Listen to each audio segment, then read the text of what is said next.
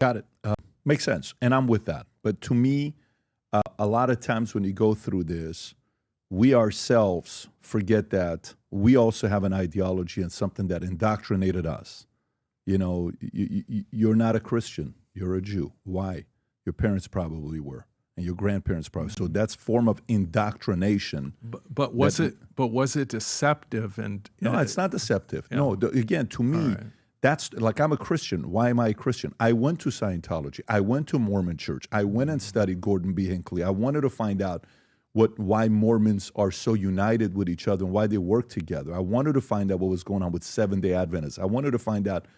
And then I went to non-denomination. I was going to Los Angeles Church of Christ. I went there God knows for how long. And I'm like, no, I never got baptized there. I'm like, nope, this is not me. And then I found my home. And then it was a journey that I went through. But that is a form of indoctrination. The only part that it goes away is the deceptive part. And I'm going to Bible study in 1999, 2000, 2001. And this one guy said something very powerful. He said, if you ever judge Christianity horizontally, you will always be disappointed. But if you judge it vertically, you will never be disappointed. Like, what is he talking about? Man fall. We sin. We are tempted. We do some stupid things. Everybody. And anybody that acts like they walk on water, they're really hiding some stuff. It's typically the person that acts like their life is perfect, and then you dig deep like, whoa, I pushed the button, didn't I?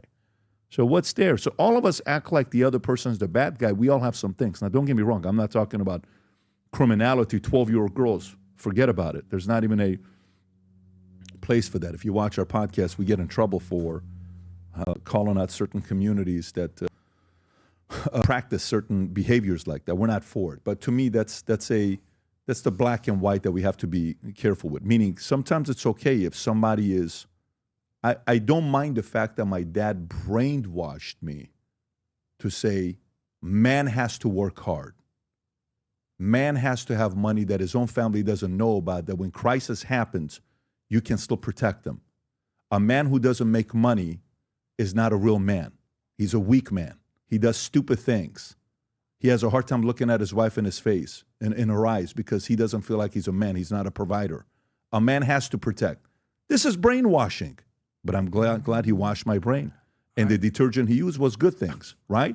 There's an element of the reaffirmation of some of these positive, affirmations that are good for you. There's a difference between indoctrination and what could be called brainwashing or thought reform. There's a great book written about this called Thought Reform and the Psychology of Totalism by Robert J. Lifton, who died not too long ago. Lifton interviewed POWs in North Korean prisoner camps, or that had been interred in North Korean prisoner camps.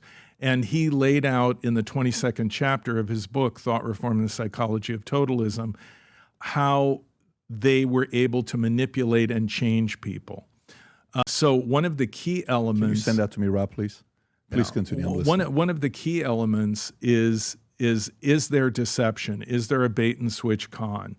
And is there a claim of what Lifton calls the sacred science? That is, that our ideology is faultless.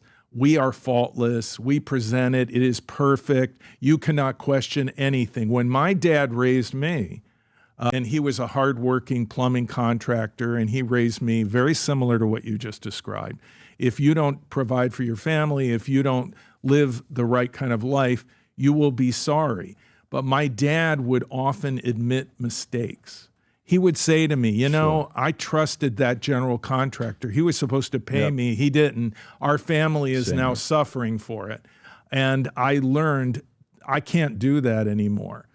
And likewise, my rabbi who mentored me in my early career, Rabbi Albert Plotkin, he was a liberal Democrat. And he knew that I was a registered Republican.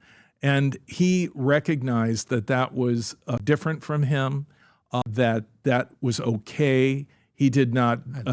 He did not take me to task. I love that. And in fact, at one point, the leader of our congregation was a Barry Goldwater best friend, Harry Rosenzweig, who was very prominent in our community. And he was, I think, a leader in the Republican Party of Arizona. So our rabbi could tolerate differences, and he could understand that people had different opinions.